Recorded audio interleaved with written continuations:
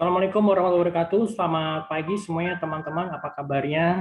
Semoga kita dalam kondisi sehat walafiat, tetap semangat gitu teman-teman ya. Oke, kita lanjutkan untuk yang pertemuan kelima. Pertemuan kelima untuk mata kuliah manajemen strategik. Kita akan membahas mengenai analisa strategik, jadi pengkajian lingkungan. Kita akan membahas beberapa poin-poin jadi mengenai lingkungan eksternal, kemudian juga analisis lingkungan pesaing dan juga industri, lingkungan internal dan juga keunggulan bersaingnya, dan juga untuk value chain analisis atau analisis rantai nilai gitu ya. Nanti kita bahas beberapa banyak itu ya. Kemudian juga kita akan membahas lebih detail lagi mengenai variabel-variabel yang penting dalam mengenai lingkungan sosial. Kemudian juga saya coba ambil beberapa topik-topik dari tulisannya Mas Yuswo atau yang sering juga nama panggilnya Mas Yuswo, tapi kalau nama lengkapnya Yuswo Hadi. Beliau sebagai pakar marketing yang banyak memberikan pendapat-pendapat mengenai pemasaran, mengenai tren pemasaran terkait juga dengan adanya pandemi gitu ya. Kemudian juga saya coba ambil beberapa dari buku-buku yang lainnya, kayak terutama mengenai faktor-faktor yang mempengaruhi seberapa mudah atau seberapa sulitnya rintangan yang dimasuki oleh perusahaan untuk bisa bermain di satu industri tertentu gitu ya. Oke, kita langsung aja melihat kepada ke slide.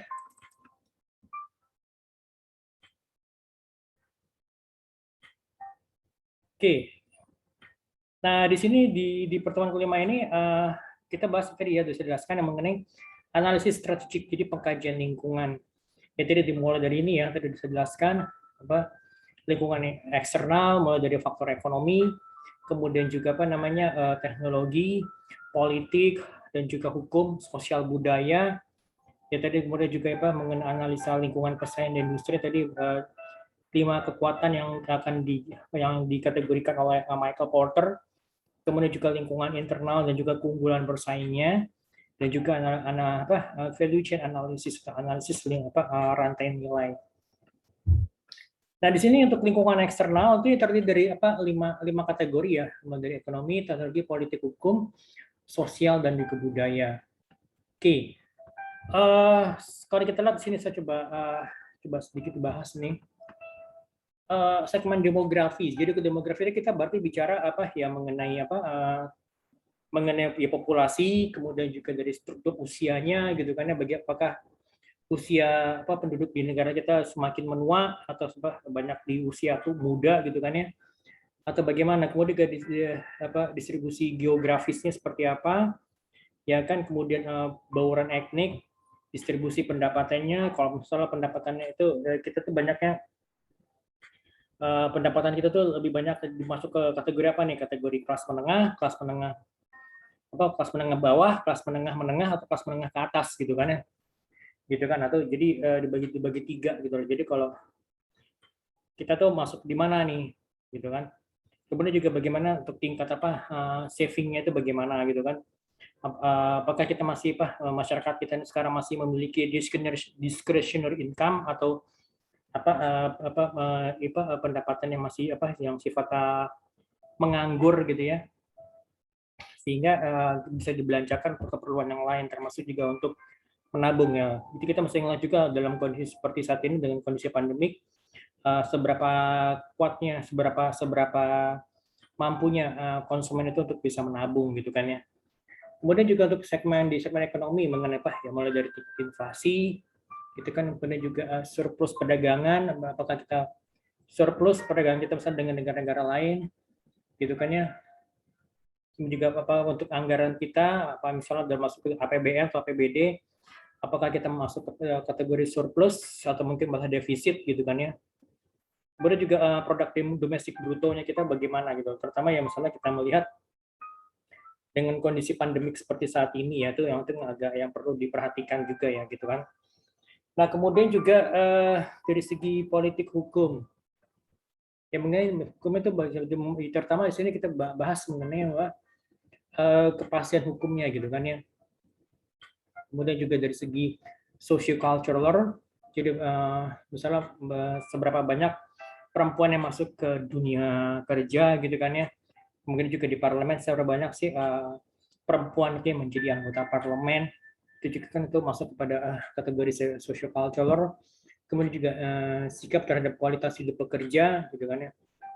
Dan juga kemudian bagaimana masyarakat itu bisa memilih pekerjaan dan bagaimana mereka bisa meniti karir mereka itu juga masuk kepada sociocultural. Kemudian juga untuk segmen teknologi itu jadi ada bagaimana sih perusahaan itu bisa berinovasi dengan untuk produknya terutama yang terkait dengan teknologi tinggi, kemudian juga untuk aplikasi-aplikasi pengetahuan, kemudian juga apa namanya research and development-nya itu seperti apa gitu kan, bagaimana pemerintah itu bisa mendukung apa research and development dan juga bagaimana pihak swasta atau private itu bisa melakukan research and development gitu kan ya. Kira-kira bagaimana support juga dari pemerintahnya gitu kan. Untuk juga segmen global misalnya beberapa misalnya jadi kondisi global juga pasti berpengaruh gitu ya, apalagi misalkan seperti kayak kondisi saat ini di mana terjadinya apa perang dagang antara Amerika dengan China, kemudian juga kondisi apa di Laut Cina Selatan yang semakin memanas gitu kan ya.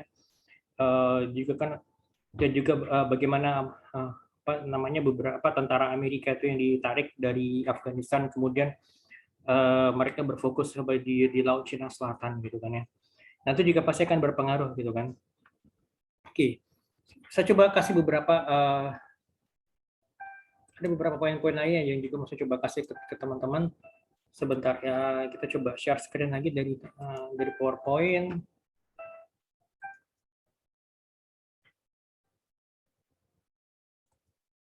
Oke, here we go. Ini saya ambil dari buku yang lain. Ada beberapa variabel-variabel yang penting terhadap apa mengenai apa dalam hal lingkungan, apa namanya lingkungan sosial. Jadi yang pertama itu adalah kalau untuk ekonomi. Jadi dibagi dari empat faktor utama: ekonomi, kemudian juga teknologi, kemudian juga politik dan juga socio-cultural, gitu kan. Nah, untuk yang pertama kita bicara bahas mengenai ekonomi. Ekonomi pasti situ ada beberapa poin seperti apa GDP, kemudian juga interest rate itu suku bunga, kemudian juga apa namanya uang yang beredar di pasaran, kemudian juga inflasi, rata-rata inflasi, kemudian juga apa mengenai unemployment rates, jadi tingkat penganggurannya itu seberapa tinggi, apalagi misalkan kayak kondisi saat ini di negara kita yang pasca pandemi yang pastinya angka pengangguran itu semakin bertambah ya. Pada saat bukan masa pandemi, pada saat during pandemic era ini sekarang ini ya apa namanya jumlah pengangguran pastinya bertambah gitu kan ya. Kemudian juga apa mengenai apa namanya ya UMR atau UMP gitu kan, upah minimum regional ini kan wage to price controls gitu kan. Kemudian juga apakah ada apa namanya pemotongan mata uang gitu ya, devaluasi ya. Kalau misalkan kalau kalian tahu pada saat tepat di tahun-tahun 65 gitu kan ya, pada saat apa namanya inflasi itu mencapai 600% gitu kan, bahkan 650%, itu kan terjadinya devaluasi. Jadi uang Rp1.000 ya dipotong menjadi Rp1 gitu kan ya, gitu. Dan kemudian juga bagaimana mengenai availability dari energi. Dan juga pastinya nih tadi saya jelaskan tuh disposable and discretionary income. Jadi berapa persen sih masyarakat yang masih memiliki discretionary income tuh. Jadi pendapatan yang masih bersisa, jadi yang mungkin bisa dibelanjakan untuk hal yang lain gitu, misalnya untuk bisa dialokasikan untuk hal-hal yang lain yang lebih penting, misalnya seperti apa tadi tabungan atau mungkin asuransi gitu kan. Lalu yang kedua adalah mengenai teknologi. Jadi seberapa banyak sih spending yang dikeluarkan oleh government untuk research and development gitu kan ya. Misalnya untuk beberapa proyek-proyek strategis nasional, kira-kira apakah pemerintah juga mengeluarkan dana untuk untuk penelitian, untuk research and development gitu kan. Kemudian juga total spending for R&D, for research and development, seberapa besar dana yang dikeluarkan secara keseluruhan. Kemudian juga seberapa besar sih fokusnya kita itu terhadap hal-hal yang bersifat teknologi, untuk technological efforts gitu ya. Kemudian juga seberapa baiknya pemerintah kita juga bisa memproteksi memberikan paten atau hak atas kekayaan intelektual gitu kan. Misal terhadap beberapa aplikasi-aplikasi yang baru atau mungkin penemuan-penemuan yang baru gitu kan. Kemudian juga untuk yang beberapa produk-produk baru yang misalnya terkait dengan teknologi ataupun juga misalnya teknologi atau misal aplikasi gitu kan ya. Kemudian juga product improvement. Sorry ini salah nulis, productivity improvements through automation. Jadi ini seberapa besar sih peningkatan produktivitas dengan menggunakan proses otomasi gitu. Misalnya dengan bantuan robot, kira-kira seberapa besar kenaikan produktivitas pekerjaan yang ada di perusahaan yang bersangkutan atau mungkin di industri yang bersangkutan gitu kan. Misalnya tadinya menggunakan manusia, ya kan mungkin dengan adanya robot, jadi misalnya bisa langsung bisa bekerja sebanyak 3 shift gitu kan. Oke, kemudian juga saya mungkin nggak banyak membahas di politik, tapi yang jelas kalau politik itu di negara kita pasti butuh kepastian untuk kepastian hukum gitu ya. Sorry, bukan tidak politik, juga hukum, politik hukum gitu kan. Butuhnya kepastian hukum gitu kan, yang mengenai pemerintah yang stabil gitu kan ya. Jadi pemerintah yang nggak gonjang-ganjing gitu kan. Itu juga dibutuhkan. Kemudian juga social culture. Ini mengenai perubahan gaya hidup gitu kan. Jadi perubahan gaya hidup, jadi misalnya semakin mudanya, semakin banyaknya angka usia produktif gitu kan, angka usia produktif yang semakin banyak, kemudian juga kira-kira apakah ada pengaruhnya terhadap perubahan gaya hidup gitu kan. Juga pastinya juga dengan semakin mudanya usia penduduk, ya pasti mereka juga berharap dengan adanya career expectation, mereka ingin ingin bekerja, berkarya gitu kan. Kemudian juga growth rate of population, kira-kira seberapa besar sih tingkat pertumbuhan populasi gitu kan. Nah, kemudian juga age distribution of population. Jadi distribusi usia itu di mana? Kita tuh banyak di usia produktif atau di usia non produktif gitu. Saat ini memang kita masuk ke masa di mana jumlah penduduk yang berada di usia produktif itu lebih besar dibandingkan jumlah penduduk yang berada di kategori usia non produktif gitu kan ya. Gitu. Kemudian juga life expectancy. Jadi ya dengan semakin baiknya layanan kesehatan, semakin banyak ditemukan misalnya teknologi-teknologi yang terkait dengan kesehatan, berarti ya diharapkan ya usia harapan hidup itu bisa meningkat gitu kan ya.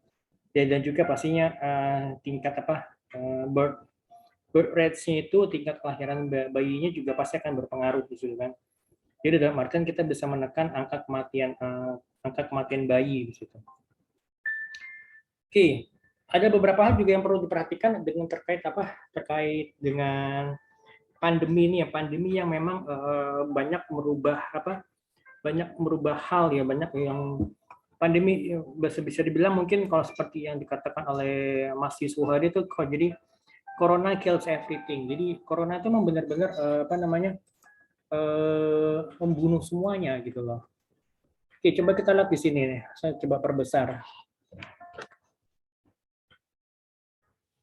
Jadi corona kills contact. Jadi yang tadi mungkin biasanya kita misalnya kalau ketemuan ya masih sering cipika-cipiki, mungkin kita membatasi gitu kan ya.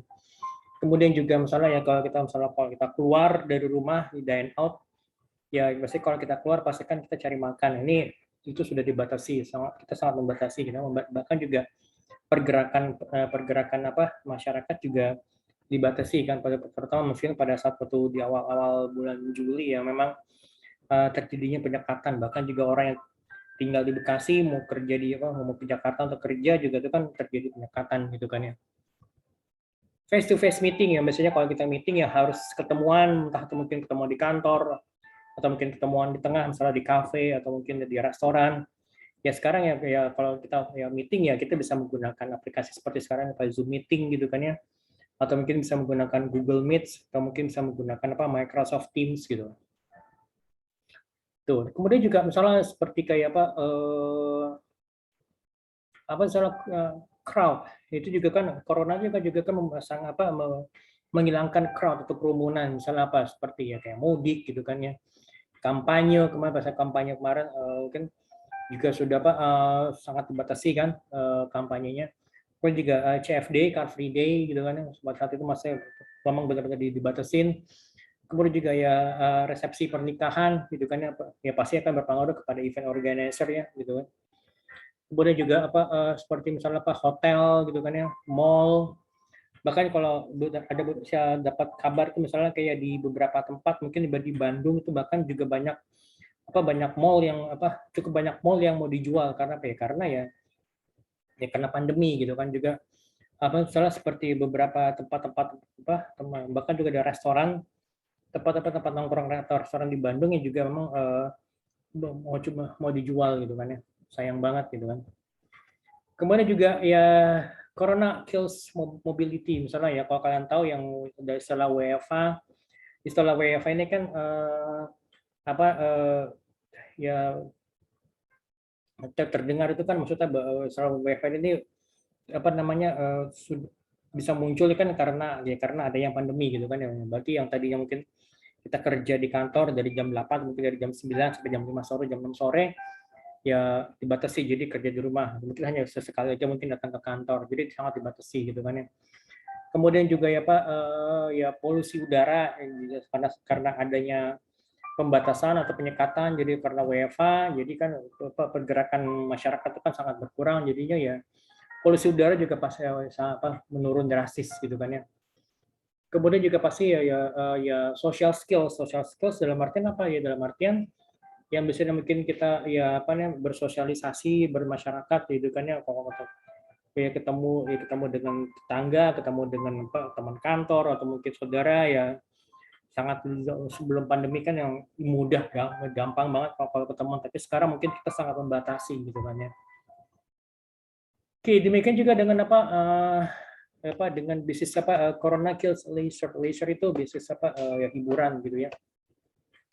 Ya misalnya seperti kayak ya sinema itu ya seperti hiburan bioskop, kemudian juga misalnya di Bali yang dengan dengan segala hiburannya, dengan segala industri pariwisata itu pasti kan sangat terganggu gitu kan ya. Kemudian juga misalnya seperti travel agent gitu kan, kemudian juga beberapa toko-toko souvenir gitu kan ya. Dan pastinya corona juga pasti akan membunuh perekonomian gitu kan ya, misalnya ya pastinya ya consumer confidence, jadi tingkat keyakinan konsumen gitu kan terhadap masa depan tuh ya sangat ya menurun gitu kan ya. Jadi kira-kira seberapa percaya konsumen dengan masa depannya gitu kan, itu sangat menurun ya. Kemudian juga department store ya, seperti kalian tahu kan Giant itu tutup gitu ya. Kemudian juga beberapa outlet matahari juga tuh sudah mulai tutup gitu kan ya. Bahkan juga beberapa misalnya seperti kayak events yang kelas UKM, usaha kecil menengah itu yang banyak terganggu, yang banyak yang sangat terpengaruh oleh adanya corona gitu kan ya. Makanya saat ini kan Pak Sandiaga Uno sebagai menteri itu kan mencoba untuk membangkitkan usaha kecil menengah ini gitu. Nah itu. Jadi memang corona itu memang membunuh banyak hal gitu kan ya. Oke. Corona ini jadi kalau saya kalau kita coba summary. Jadi corona itu nggak hanya sekedar corona, tapi juga saat ini sudah terjadinya 3D gitu lah, atau 3D atau 3 disruptions. Jadi pertama adalah digital disruption, kemudian juga ada millennial disruption, kemudian juga ada lagi pandemic disruption gitu ya. Oke, ini saya mulai dari pandemic dari millennial disruption. Kalau kita lihat millennial ini saat ini yang usianya berapa sih? Jadi milenial generasi atau Gen Y atau milenial adalah mereka yang yang mereka yang lahir dari tahun 1980 sampai dengan tahun 1995 gitu ya. Ini yang saat ini sudah masuk ke pasar kerja gitu kan, yang sudah masuk ke pasar kerja, dan juga mereka sudah mereka sudah menikah, mereka sudah punya penghasilan, dan juga mereka juga pasti mereka mempunyai daya beli atau buying power gitu kan ya. Ini jadi saat ini ya usianya sekitar usia 26 sampai dengan usia 40 tahun gitu kan ya. Ada lagi mungkin yang usia yang di bawahnya jadi Gen Z itu atau jadi digital natives, jadi yang mereka yang lahir itu dari sekitar tahun 96 sampai dengan tahun 2010 gitu kan. Ya saat ini sekitar usia mungkin berkisar antara usia 10 tahun 11 tahun sampai dengan usia 25 tahun gitu ya. Yang generasi sebelum milenial berarti Gen X. Jadi mereka yang lahir di tahun 1965 sampai dengan tahun 1980 gitu ya. Dan ini yang usia saat ini berkisar antara usia 40 sampai dengan usia 56 tahun gitu kan. Nah, di sini kan berarti kan kita bisa melihat ini berarti yang masuk ke untuk kategori-kategori usia produktif adalah berarti kan yang sebagian dari yang boomers, ya kan, sebagian dari yang boomers, kemudian juga Gen X, Gen Y, kemudian juga Gen Z gitu kan, Gen Z sebagian gitu ya, baru kemudian juga ada lagi yang tiga ini gitu kan, yang fokusnya ke yang mana yang tiga ini kan, Gen X, Gen Y, dan juga Gen Z gitu. Dan juga mungkin sebagian daripada mereka yang masuk ke kategori boomers gitu kan. Sedangkan yang di atas ini yang silent generation atau yang generasi alpha itu memang masih masuk kategori yang usia non produktif gitu. Jadi kita bisa ngelihat bahwa sebenarnya itu usia produktif itu saat ini di Indonesia itu cukup banyak, bahkan melebihi dari mereka yang masuk ke kategori usia non produktif gitu loh. Nah sekarang kita lihat untuk karakteristik daripada generasi milenial dan juga generasi digital native tadi ya, Gen Z and generasi Y dan juga generasi milenial ini gitu kan. Nah kalau milenial ini jadi mereka tuh sifatnya multitasker, jadi bisa mengerjakan suatu hal pada saat yang bersamaan gitu loh. Bisa mengerjakan lebih dari satu hal, banyak hal bahkan pada saat yang bersamaan. Kemudian juga mereka stay connected dengan teman-teman mereka ya, terbukti dengan menggunakan teknologi gitu ya, ada yang seperti WhatsApp, kemudian juga ya sosial media, jadi mereka saling terkoneksi dengan satu dengan yang lainnya. Dan juga mereka tuh sangat melek teknologi gitu kan ya. Kemudian juga mereka sangat menghargai transparansi. Jadi ya mereka ya butuh kejujuran ya, kita perlu juga mengatakan apa adanya kepada mereka gitu kan. Dan juga mereka sangat memperhatikan career advancement gitu. Jadi ya mereka sudah bukan lagi zamannya kerja di satu perusahaan ya, dari awal sampai dengan pensiun gitu. Mereka pasti memperhatikan career advancement, jadi loncatan karirnya seperti apa gitu. Kemudian juga mereka tuh memiliki sifat yang pragmatis gitu kan ya. Dan juga mereka sangat team oriented, dan juga mereka sayangnya mereka tuh mereka tuh tidak sabar, instant generation gitu. Atau bisa bilang ya we want it now generation gitu kan. Nah, seperti itu gitu. Oke. Nah, kemudian kedua, jadi pandemi ini juga nih selain dari milenial, kemudian juga ya kan? Jadi selain dari millennial generation, kita lihat dengan adanya pandemic disruption. Dengan adanya pandemic disruption ini ya sangat mempengaruhi kita coba masuk ke salah satu industri aja gitu ya. Di sini misalnya dia kayak cloud kitchen ini. Cloud kitchen ini itu dilahirkan, dibesarkan dan menjadi mainstream di industri pada saat di era-era pandemi saat ini gitu loh. Mungkin di setahun atau mungkin 2 tahun lalu istilah cloud atau ghost kitchen tuh masih asing. Apa sih ini ghost kitchen, ada hubungannya sama mungkin ada hubungannya dengan dunia klinik atau mistik atau apa gitu. Tapi sebenarnya sama sekali tidak gitu kan. Jadi setelahnya itu sekarang pada saat itu ya 2 tahun lalu tuh ya ya terdengar kayaknya aneh apa sih gitu. Tapi saat ini udah ada hal yang lumrah, hal yang wajar gitu loh. Ya misalnya kayak cloud kitchen itu ya bahkan sampai sudah hadir di sampai ke kampung-kampung, bekas ke gang-gang ini kan misalnya disewakan cloud kitchen gitu kan. Jadi bisnis cloud kitchen itu tidak hanya dijalankan oleh tech giant seperti Grab ataupun juga Gojek atau oleh startup yang didanai oleh venture capitalist gitu ya, terutama yang dari asing gitu kan. Tapi juga sekarang ya cloud kitchen ini sudah digeluti oleh usaha-usaha kecil menengah UKM. Ya jadi sampai ya operasi sampai ke mana ke gang-gang gitu loh. Jadi ya oh sini ada nih yang nyawain apa ada yang disewakan nih cloud kitchen, oh tinggal pakai gitu kan ya. Jadi cloud kitchen merupakan tiga bagian dari mega shift di industri restoran kalau menurut Pak Yuswo gitu, Pak Yuswo Hadi gitu. Jadi restoran itu ya going outdoor, jadi restoran itu ya berada di luar gitu ya, di luar dari mereka di luar gitu kan ya, di luar ruangan gitu. Jadi ya jatuhnya the fall of dine in and the rise of food delivery. Jadi sekarang kan orang lebih suka untuk ya makanan itu di delivery baik itu ke rumah atau mungkin ke kantor gitu kan ya. Bahkan juga sekarang ini kan ada masa di mana ya makanan itu dibuat frozen gitu kan ya, dibuat frozen dan bahkan ya masak di rumah ya karena pertimbangan tadi kan ya, pertimbangan PPKM, pertimbangan untuk membatasi mobilitas gitu kan. Jadi akhirnya ya udahlah saya beli frozen food gitu misalnya seperti banyak frozen food gitu kan, misalnya seperti misalnya ayam yang dibuat frozen gitu kan. Bahkan beberapa misalnya makan-makan frozen lain misalnya seperti French fries gitu ya,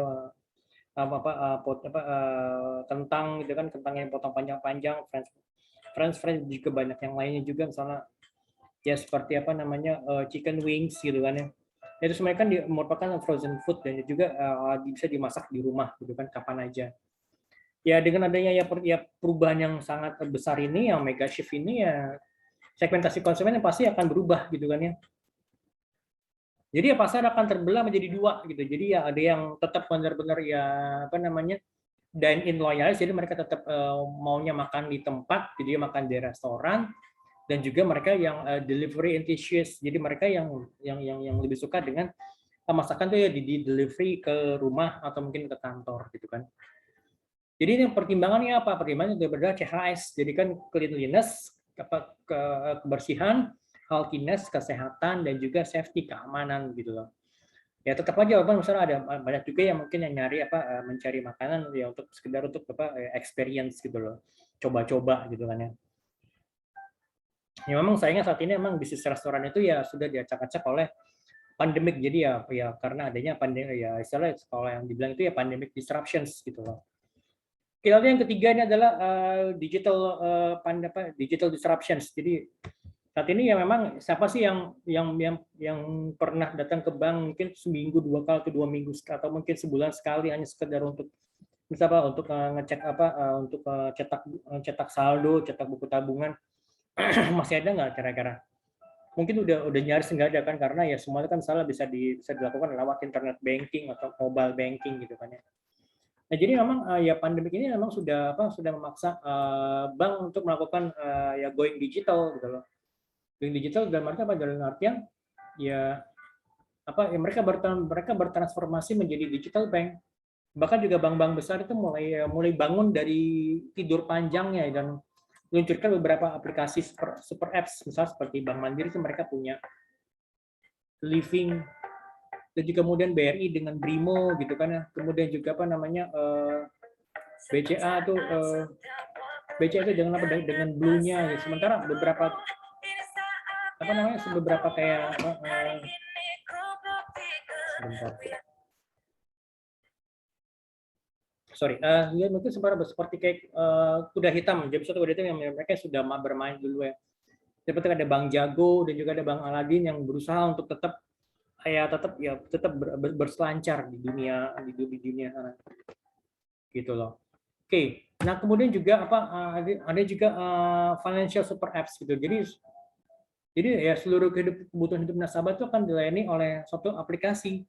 Ya mulai dari funding, lending, transaksi, investasi, insurance, shopping, lifestyle, leisure dan sebagainya. Jadi katanya ya pasti nanti ke depannya tuh ya semua bank akan menjadi bank sifatnya digital gitu loh. Gitu. Nah, kira-kira kita bisa melihat kira-kira siapa sih yang akan menjadi pemain yang menjadi pemenang di industri di industri bank ini di digital banking gitu kan. Ya kita akan lihat nantinya gitu kan. Oke, sampai di sini. Oke, kita lihat balik lagi kepada apa tadi, balik lagi ke slide tadi ya. Oke. Buat tadi kalau kita udah cuma membahas mengenai lingkungan eksternal gitu ya, dengan apa, dengan segala apa ya, dengan segala apa namanya perubahan-perubahannya, baik itu karena disebabkan karena pandemi, ataupun juga karena gaya hidup, ataupun juga karena digital gitu kan, maupun juga karena apa millennial disruptions, ya kita harus bisa melihat gitu loh. Apa sih yang menjadi ancamannya, apa sih yang menjadi peluang bagi kita gitu loh, peluang bagi perusahaan. Itu kan semuanya merupakan hal-hal sifatnya eksternal, di lingkungan eksternal. Sesuatu yang memang yang tidak bisa kita kontrol, tapi bisa kita coba raih, apa sih peluangnya gitu kan. Terlepas dari ancaman-ancamannya ataupun threats yang ada di luar sana gitu kan. Ya, kita bisa melihat bahwa apa sih sebenarnya ancaman atau threats itu. Jadi ancaman itu merupakan kondisi dalam lingkungan yang dapat menghambat usaha kita, usahanya perusahaan untuk bisa mencapai daya saing yang strategis gitu kan. Sedangkan apa sih itu peluang? Peluang itu merupakan kondisi di lingkungan sana, di luar sana, di eksternal, dalam lingkungan umum yang dapat membantu perusahaan untuk mencapai daya saing yang strategis. Jadi selain dari adanya threats atau apa namanya ancaman, kita juga mempunyai yang namanya peluang gitu loh. Nah, jadi proses yang dilakukan secara kontinu untuk melakukan analisa lingkungan eksternal itu adalah kita harus melakukan scanning, pemindaian, kemudian juga pengawasan, monitoring, kemudian juga kita bisa meramal kira-kira apa sih yang apa sih yang mungkin bisa kita raih kira-kira kalau misalkan kita meraih peluang ini apa namanya opportunity-nya, kira-kira apa yang bisa kita dapat gitu, kira-kira berapa misalnya kita berapa investasi yang harus kita tuangkan, kemudian juga berapa untung yang bisa kita dapatkan, profitnya berapa, kemudian net profitnya berapa, kita bisa membuat peramalan seperti itu. Kemudian juga kita bisa menilai kira-kira seberapa kuat perusahaan kita ini bisa bertahan untuk bisa mencapai peluang seperti ini kan gitu.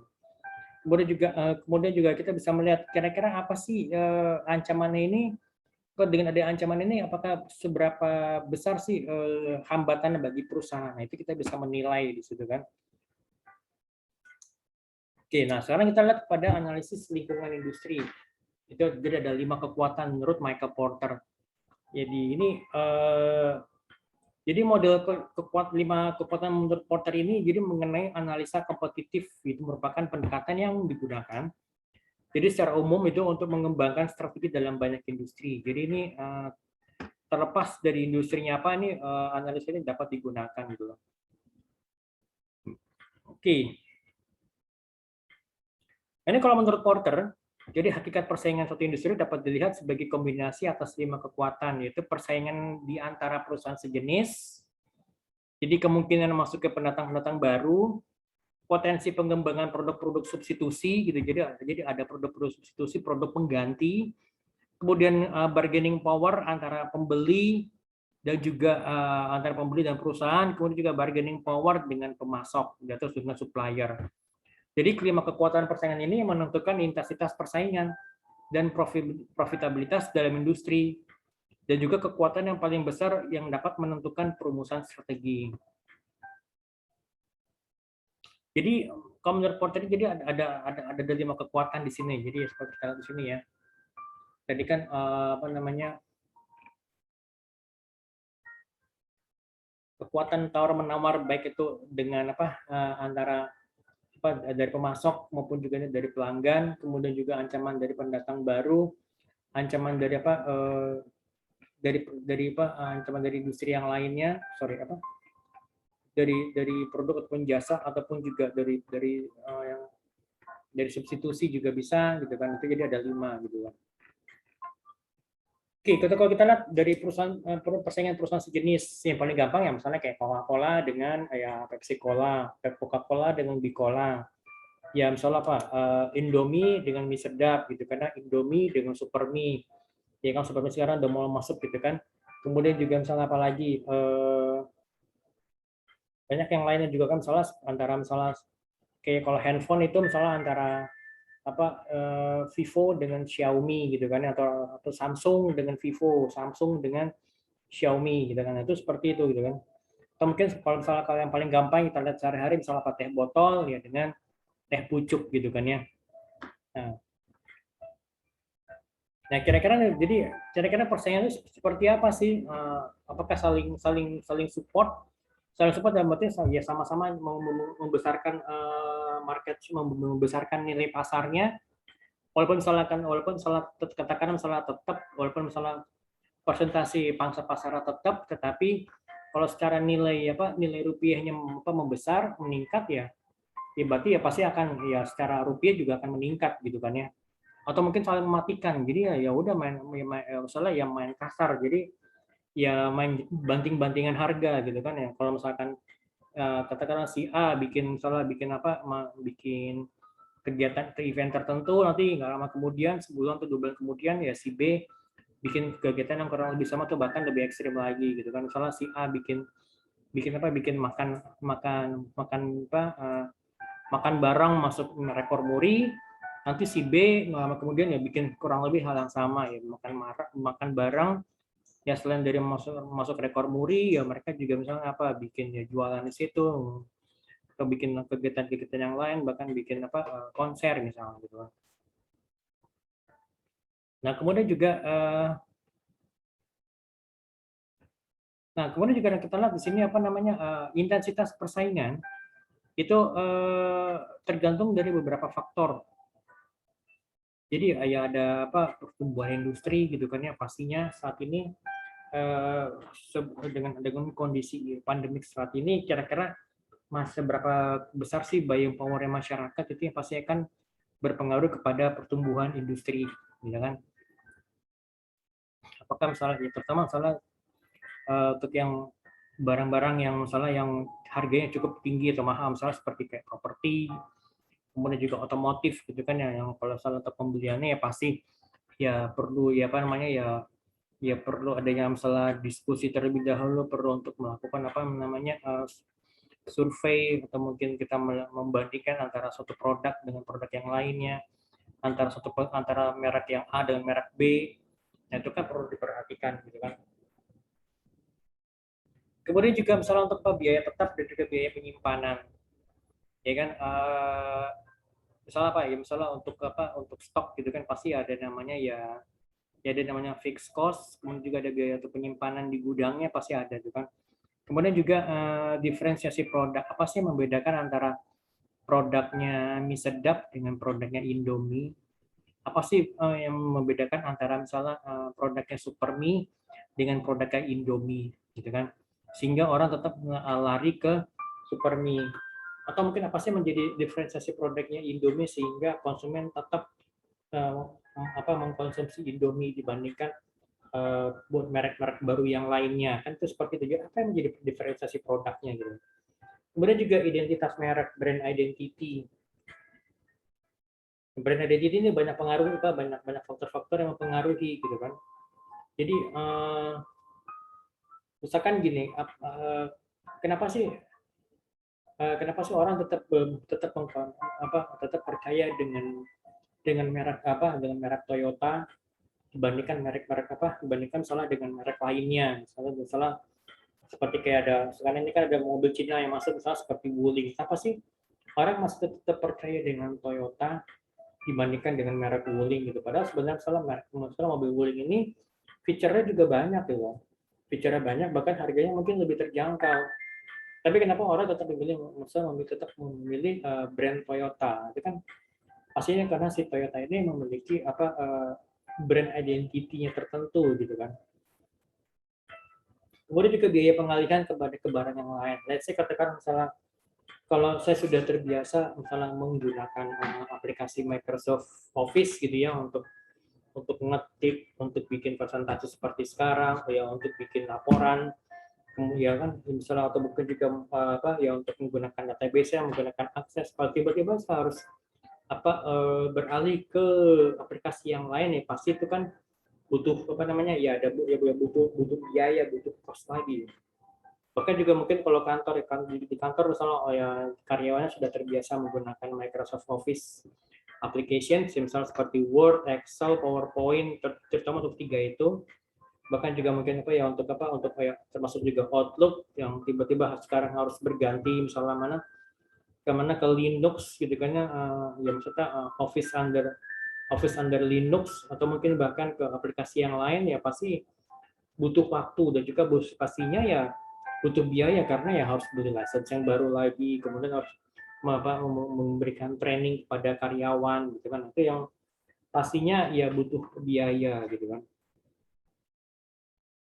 Kemudian juga ya beberapa yang misalnya seperti informasi-informasi yang kompleks, keberagaman pesaing ya. Maksudnya semakin banyak pesaingnya, apakah jadinya apa namanya akan semakin kompleks persaingannya, atau mungkin bahkan semakin semakin sengit gitu kan ya, semakin sengit persaingan atau seperti apa gitu kan, atau mungkin bahkan pasarnya semakin tergerogoti ya kan, misalnya seperti Indomie udah mie sedap, ada lagi Lemonilo, kemudian juga ada lagi misalnya Supermi yang baru atau bahkan merek yang lain, Sarimi gitu kan. Kira-kira bagaimana sih persaingan gitu, seberapa berdarahnya di persaingan di dalam sana gitu kan, untuk di industri mie instan gitu kan ya, gitu. Nah,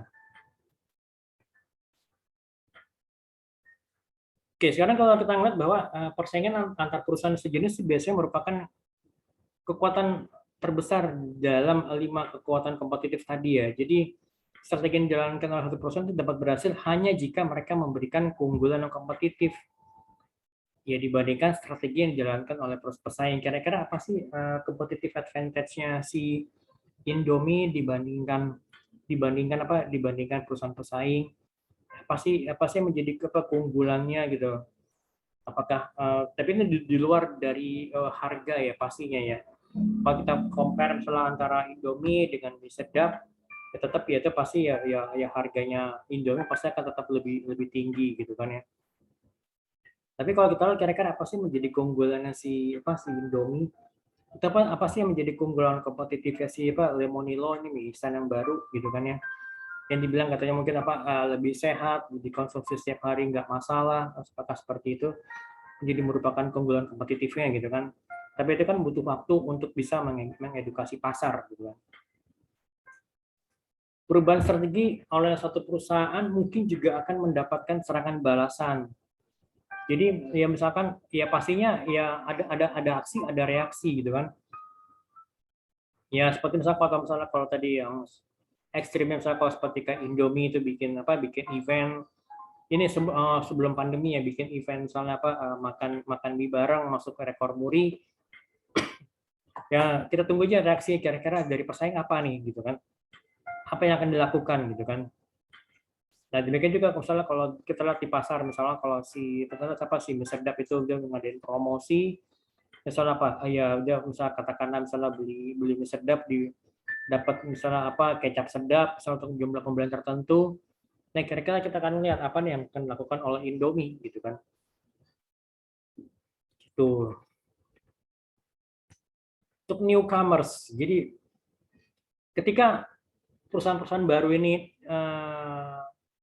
dapat dengan mudah masuk ke industri tertentu ya berarti intensitas persaingan antar perusahaan akan semakin meningkat gitu kan. Tapi juga hambatan untuk masuk dapat mencakup kebutuhan untuk mencapai skala ekonomi dengan cepat. Kebutuhan untuk mendapatkan teknologi dan pengetahuan khusus, kurangnya pengalaman, tingginya kesetiaan pelanggan juga itu kan menjadi hambatan. Kuatnya preferensi merek, ya kan misalnya kayak tadi misalnya antara Toyota dengan Wuling, mana kira-kira konsumen tuh lebih prefer ke merek yang mana gitu kan. Kemudian juga besar kebutuhan akan modal, kemudian juga kurangan jalur distribusi yang memadai. Misalkan kalau kita lihat misalnya seperti kayak motor Cina gitu kan, di awal-awal di sekitar mungkin tahun 2000-an tuh masuk banyak brand motor-motor Cina yang masuk ke Indonesia, tetapi sayangnya ya mereka hanya bisa jual tapi tidak didukung oleh after sales service. Kemudian juga ya hanya sekedar gitu aja kan, hanya sekedar jualan barang, tapi ya nggak didukung oleh after sales service, nggak ada spare partnya gitu kan, yang memadai yang bisa mendukung penjualan, tapi akhirnya ya mati gitu kan ya, gitu. Nah, jadi misalnya kayak kita lihat misalnya seperti kayak apa pada saat Wuling masuk ke Indonesia mungkin sekitar tahun 2017 ya. Apa yang dilakukan oleh Wuling pada saat itu? Dia tidak jualan mobilnya langsung, tapi dia apa namanya membangun pabrik dan juga apa namanya membuat channel distribusinya ke seluruh wilayah Indonesia. Jadi mulai dari bangun pabrik, bangun showroomnya, showroom plus dengan after sales service-nya, dengan ya kan, bahkan saya pernah waktu itu ke mana ke daerah itu ke Bengkulu tahun 2017 itu pas saya ngeliat loh ini kok ada jalan bareng sama teman-teman itu masuk kerja sebagai praktisi. Saya ngeliat loh ini kok ada showroom Wuling tapi dia belum jualan, dia baru showroom itu baru jadi gitu loh. Jadi memang Wuling itu memang serius untuk masuk ke pasar Indonesia. Jadi dari bangun pabriknya yang di Cikarang gitu kan, kemudian juga dia kemudian juga dia memperhatikan distribusi kendaraannya dan juga berikut dengan after sales service-nya nanti yang benar-benar diperhatikan. Dan memang itu pasti membutuhkan modal tidak sedikit gitu kan ya.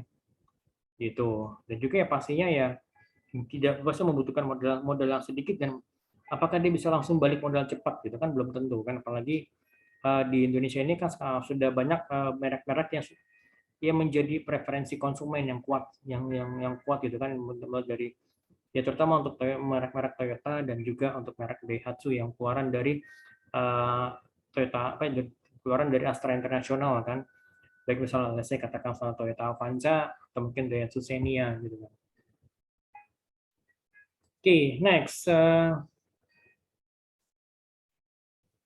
Jadi perusahaan itu tertarik untuk terjun ke satu industri bila industri tersebut menawarkan keuntungan atau return yang tinggi. Ya pada saat itu di awalnya ketika Lion Air masuk ke industri maskapai penerbangan Indonesia, ya itu situ bisa dibilang tuh menggoncang dominasi Garuda. Yang tadi mungkin kalau orang tuh kalau untuk apa kalau untuk orang itu untuk berpergian menggunakan pesawat ya dia aja harus membayar menggunakan airlines yang sifatnya full service, misalnya seperti kayak Garuda Indonesia Airways. Nah, kemudian masuk ke Lion Air dan kemudian Garuda tuh meluncurkan Citylink gitu kan ya. Gitu. Memang tapi sayangnya saat ini sejak pandemi ini memang dikhawatirkan Garuda itu ya bangkrut karena dia tidak bisa membayar utang ya. Correct me if I'm wrong ya, itu kalau saya baca apa berita seperti itu gitu loh.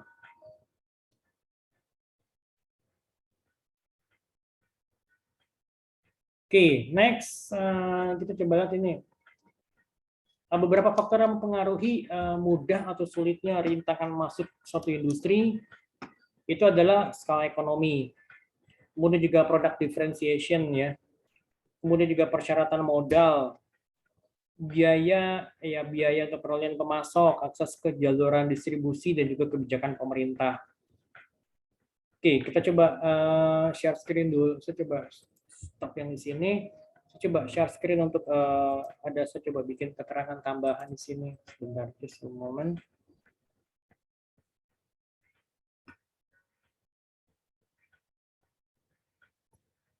Oke.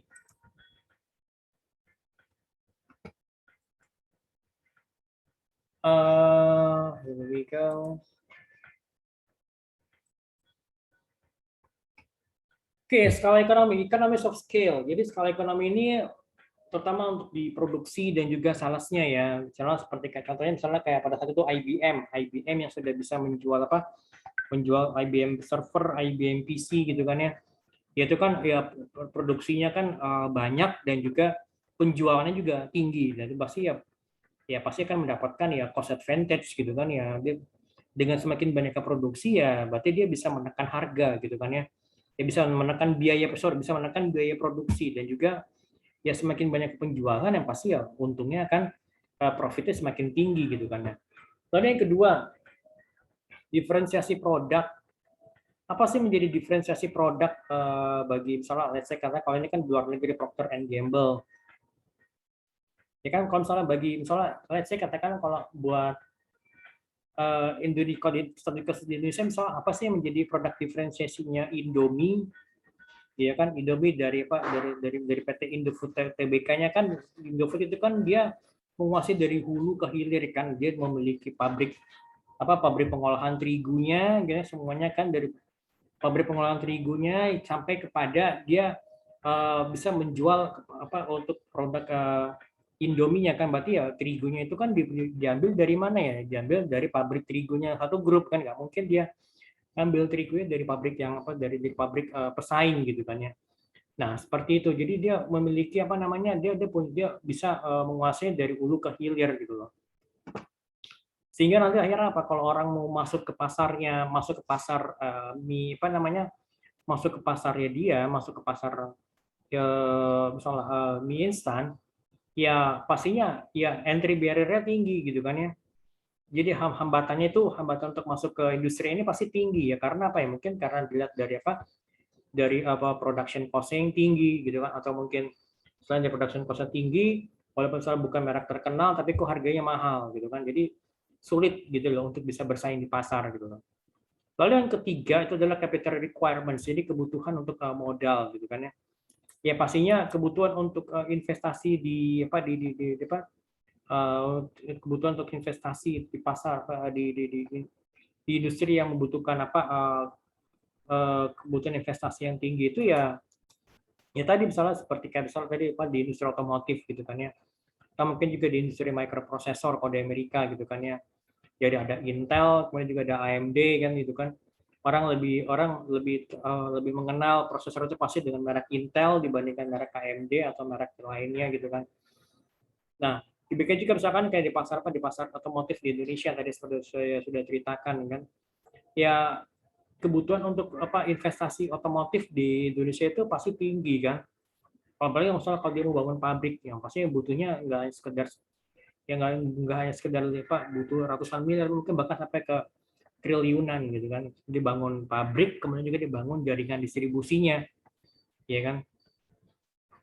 Karena pesaing yang sama itu sudah melakukan hal seperti itu kan, pesaing yang seperti kayak Toyota, Toyota Astra atau Astra Daihatsu itu sudah memiliki jaringan yang kuat gitu, jaringan distribusi yang kuat kan. Gitu ya. Berarti si Wuling ini dia harus bisa bersaing dengan si market leader yang yaitu kan yang memiliki jaringan yang kuat dan juga konsumen yang setia gitu kan. Lalu yang keempat, switching cost. Tadi yang seperti saya bilang ya, kalau misalkan kalian sudah terbiasa menggunakan Office applications, terus tiba-tiba perusahaan ingin beralih ke aplikasi yang lain, ya pasti itu akan butuh butuh dana, butuh biaya ya untuk membeli aplikasinya, kemudian untuk melakukan mentraining karyawannya gitu kan. Ya kan, belum lagi misalnya untuk membeli license-nya gitu kan.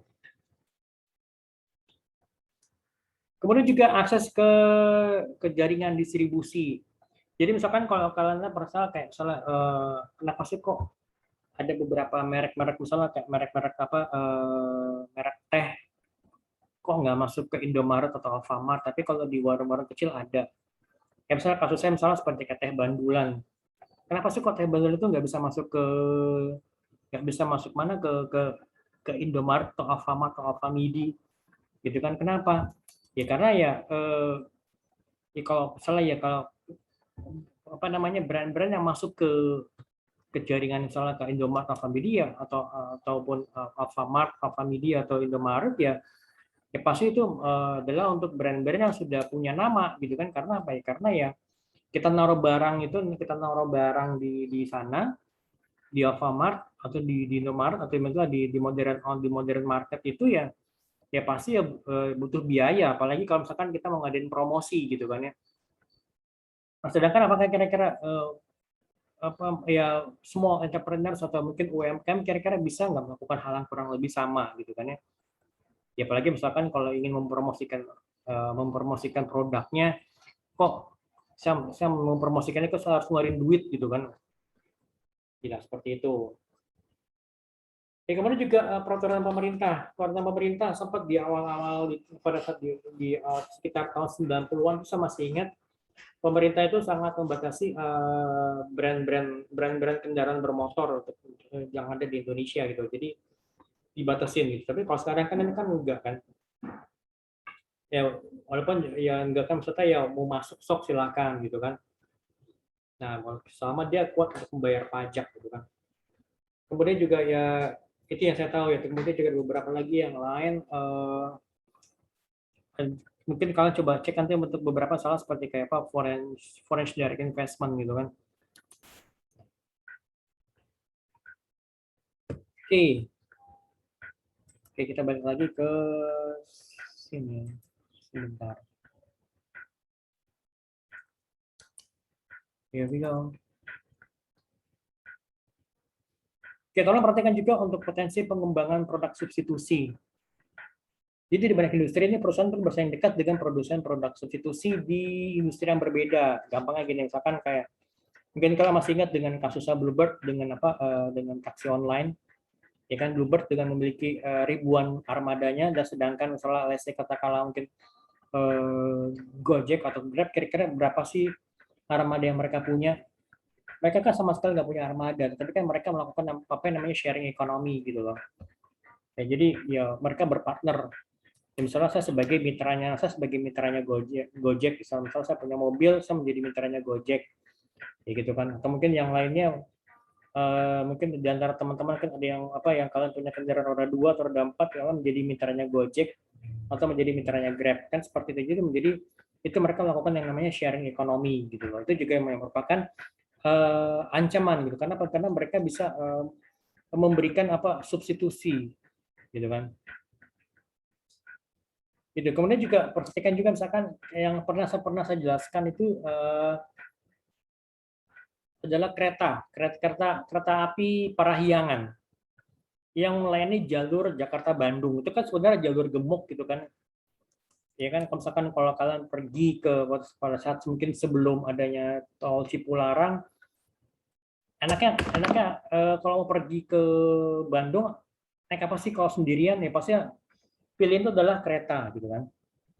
Kecuali kalau kalian mau ya hobi hobi nyetir gitu kan, ya lewat mungkin lewat tol Cikampek, kemudian lewat apa ya lewat puncak yang macet, atau mungkin lewat jalur alternatif lainnya yang mungkin lawan adalah bis dan truk, ya silahkan ya ngomong-ngomong gue aja. Tapi kan referensinya adalah ya pasti preferensinya adalah pasti kalian menggunakan kereta gitu kan, kereta Parahyangan. Ya mungkin pada saat mungkin yang kalau Jumat sore atau dari Jumat siang sampai Jumat sore, bahkan Jumat sore, Jumat malam, Sabtu, itu jalur dari Jakarta ke Bandung itu penuh gitu kan ya. Bahkan kalian ngantre misalnya di stasiun Gambir untuk beli tiket untuk bisa dapetin tempat duduk, ya nggak mungkin. Bisa dibilang mungkin kalian mungkin dapetin karcis, waktu bilang ada karcis berdiri ya. Jadi kalian duduk di restorasi. Tapi di hari Minggunya beda lagi, jalur dari Bandung ke Jakarta yang penuh gitu kan ya.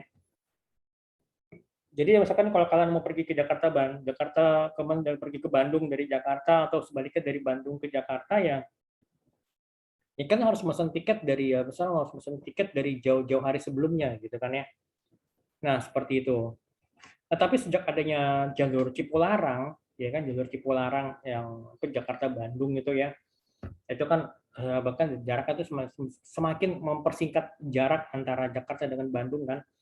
Ya kan, lewat tol Cikampek, di ujung sana kalian udah bisa keluar, entah mungkin keluar di Pasir Koja, keluar di mana di apa ke arah Dago, atau mungkin ke arah sampai apa di Pasir Kaliki, kemanapun itu kan udah masuk ke kota Bandung, itu deket banget gitu. Dengan apalagi misalnya dengan lihat pemandangan kiri kanan di tol tuh yang bisa ya cukup dibilang ya sangat apa ya sangat sangat indah, cukup indah lah gitu loh.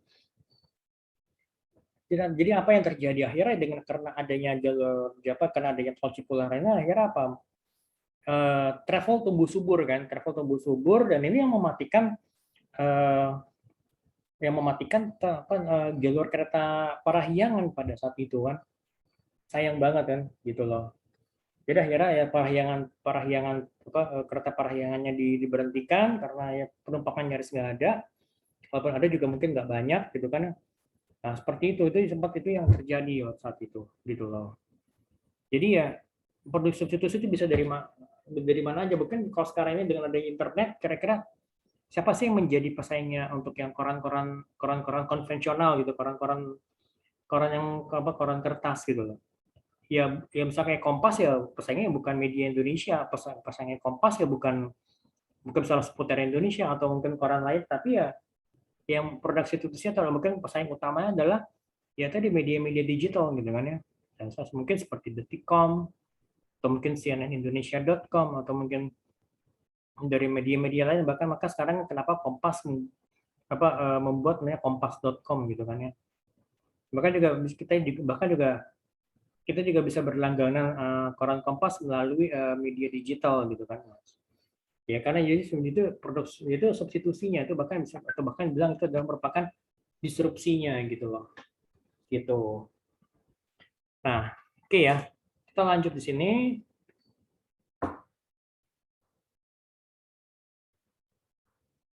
Oke. Ya ada beberapa barang-barang yang barang-barang substitusi. Memang saat ini ya kalau misalnya kayak kartu kredit udah agak jarang ya gitu. Mungkin tetap masih ada pengguna itu tapi mungkin sudah banyak misalnya menggunakan misalnya apa kayak GoPay gitu kan atau mungkin OVO atau Dana gitu kan.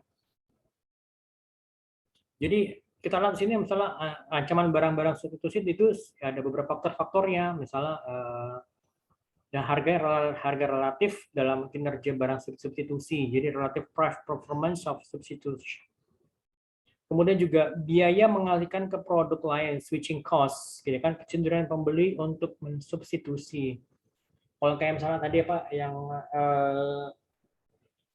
misalnya mungkin tadi yang langganan koran Kompas di setiap hari kan, mungkin sekarang nggak harus langganan lagi kan. Ya karena apa? Karena sudah ada media digital yang mungkin bahkan free, gratis gitu loh. Bahkan informasi ya sudah lebih up to date gitu kan. Misalnya kalau kalian pagi ini kalian buka Detikcom gitu ya. Kalian buka Detikcom tadi pagi jam 6 dengan misalnya kalian buka sekarang Detikcom jam saya katakan mungkin jam 10 kurang, ya pasti beritanya akan berbeda. Beritanya akan jauh lebih up to date gitu loh. Ya kan? Misalnya kalau misalnya ada peristiwa tertentu gitu kan ya, nanti pasti ya kalian akan mencari kemana ke media digital gitu kan ya, mencari berita ke media digital atau mungkin paling dekat adalah media digital ya, karena paling mudah untuk diakses dengan menggunakan mobile phone gitu loh. Di mana saja kan kalian bisa buka mobile phone selama ada koneksi internet kan. Ya ini kan berbeda kalau misalkan ya kalau kalian berlangganan koran ya berarti kalau ada peristiwa tertentu ya kalian harus nunggu di esok harinya untuk bisa mendapatkan berita yang up to date gitu kan ya. Itu. Nah, kemudian juga kayak tadi misalnya apa namanya kayak misalnya seperti apa tadi misalnya kayak apa antara kereta api parahyangan dengan travel ya. Kenapa ya kayak kenapa kok orang banyak lebih banyak beralih ke travel gitu kan? Ya kalau karena travel kan misalnya gini, kalau misalnya travel itu kan saya bisa naik travel itu dari lokasi yang terdekat dari rumah gitu kan. Kalau saya tinggal di Jatiwaringin, itu misalnya di jalan Jatiwaringin itu eh, ada yang namanya X-Trans. X-Trans itu bisa dibilang mungkin setiap jam itu dia ada kendaraan yang jalan ke Bandung gitu kan ya. Itu saya bisa langsung ke sana dibandingkan kalau saya harus datang ke mana ke stasiun Gambir, beli tiket gitu kan tuh dia lebih ribet gitu kan. Kalau saya bisa beli online, tetap saya harus ke harus ke stasiun Gambirnya kan dibandingkan kalau saya bisa langsung masalah kemana ke eksternal terdekat yang di Jatiwaringin. Kalau dari situ saya bisa lanjut ke misalnya sama kemana nih di Bandungnya di mana misalnya Bandung bisa di Dago kah atau mungkin bisa di Pasir Kaliki atau di lokasi yang lain ya kan itu seperti itu gitu loh. Nah, jadi akhirnya apa? Jadi ya karena ya biaya yang saya untuk apa kesal biaya untuk beralih itu bisa dibilang nggak ada. Bahkan kalau saya beralih ke masalah kemana ke travel mungkin akan jauh lebih murah gitu loh. Kalau misalkan kalau jauh dulu lama apa? Karena ya saya bisa dapetin, saya bisa berangkat sekarang jam 10 kurang. Saya mau berangkat jam 11 bisa. Tapi kalau misalnya saya naik kereta, apakah kereta setiap jam ada kan enggak? Pasti mungkin di jam-jam tertentu kan. Kalau saya, waduh, saya mungkin harus nunggu nanti kereta yang sore mungkin jam 3 atau jam 4 yang ke Bandung misalnya gitu kan. Sedangkan saya butuh cepat untuk berangkat ke Bandung gitu. Nah, next. Di sini daya tawar penjual ataupun pemasok. Jadi kekuatan tawar menawarnya si supplier itu pasti mempengaruhi intensitas persaingan dalam suatu industri. Ketika masalah pada saat ada sebagian ada sejumlah pemasok tertentu ya. Jadi dia juga ada sedikit barang substitusi yang cukup bagus ya. Ya biaya untuk mengganti bahan baku itu cukup mahal gitu loh. Gitu. Nah, misalnya contohnya apa? Misalkan kita lihat eh, kayak pabrik pengolahan minyak sawit menjadi misalnya minyak goreng. Itu kan nggak banyak gitu kan yang punya yang punya pabrik seperti itu kan. Jadi masih katakan ya mungkin yang mulai dari mereka yang punya lahan kelapa sawitnya, mereka yang punya pabriknya, kemudian juga sampai kepada ke ujungnya sampai mereka yang bisa punya jalur distribusi untuk menjual minyak goreng itu kan nggak banyak gitu. Jadi makanya misalkan ya katakan misalnya kalau untuk pemain-pemain ya minyak goreng yang pasti nggak banyak gitu kan. Ya karena itu kan tadi misalnya ya untuk mendapatkan bahan baku untuk mengolah jadi minyak goreng itu karena nggak itu ya hanya ada beberapa pabrik saja gitu kan gitu. Kemudian juga misalnya apalagi yang lain misalnya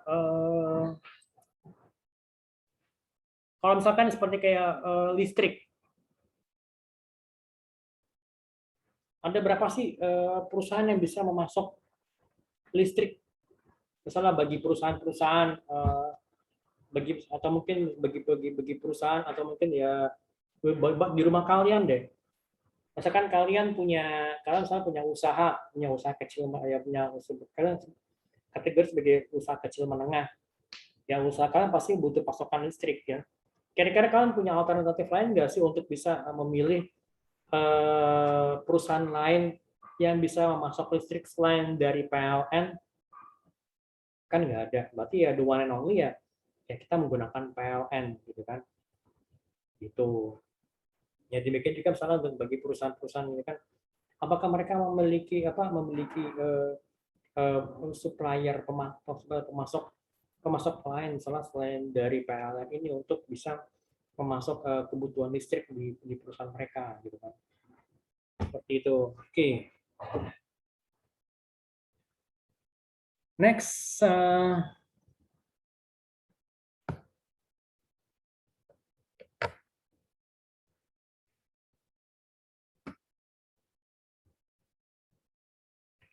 Oke, kita lanjut. Nah, jadi kalau setelah manajer itu bisa mampu menilai kekuatan tadi yang 5 tadi, ya dan juga menentukan ancaman dan peluang ada, maka strategi yang dihadapi pun ya kita bisa susun gitu kan ya.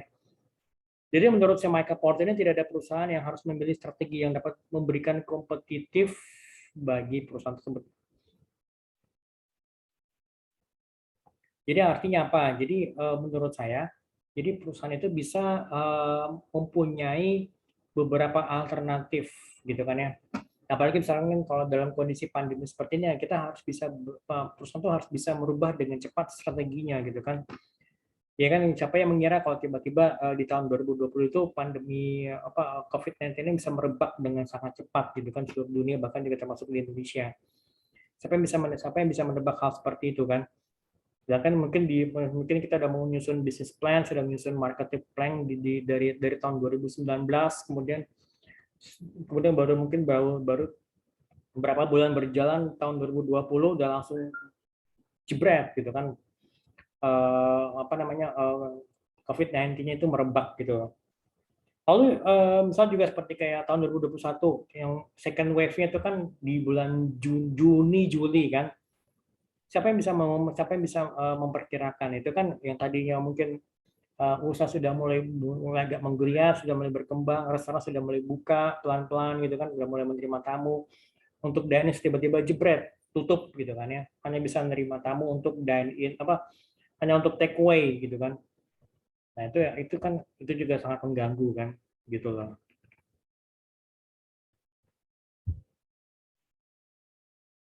Oke, next. Oke, masih menurut Porter, jadi ini value chain analysis ini adalah menyediakan suatu kerangka yang sesuai, di mana kita bisa menjelaskan bagaimana satu persatuan organisasi ini dapat mengelola pertimbangan yang substansial dalam mengalokasikan sumber dayanya, menciptakan pembedaan dan juga secara efektif mengatur biayanya, jadi baik itu fixed cost-nya mungkin ataupun juga variable cost-nya gitu kan. Jadi si Michael Porter ini selanjutnya mengajukan suatu model rantai nilai sebagai alat untuk mengidentifikasi cara-cara menghasilkan nilai tambah bagi konsumen. Yang mana ada model ini tampilkan secara keseluruhan yang terdiri dari aktivitas ini kan, aktivitas nilai dan keuntungan, jadi margin, aktivitas nilai yang dibagi menjadi 5 aktivitas utama, primary activities, dan juga 4 aktivitas pendukung. Nah, aktivitas utama ini digambarkan secara berurutan, yaitu membawa bahan baku ke dalam bisnis, inbound logistik, berubah menjadi barang jadi, operation, mengirim barang yang sudah jadi, itu outbound logistik, dan menjual barang tersebut, marketing and sales, dan memberikan layanan purna jual atau service. Gitu kan. Nah, jadi kalau misalnya kita lihat di sini loh. Ya kan jadi logistik, operasi, logistik keluar, pemasaran, penjualan, pelayanan gitu loh. Oke, nah saya coba jelaskan juga sedikit tambahan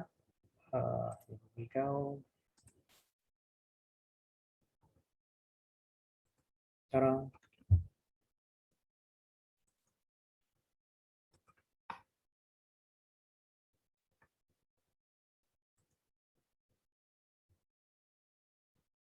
Jadi value chain itu merupakan atau rantai nilai itu merupakan sekumpulan dari aktivitas aktivitas untuk menciptakan value yang dimulai dari basic raw materials yang berasal dari supplier, yang kemudian digerakkan menuju ke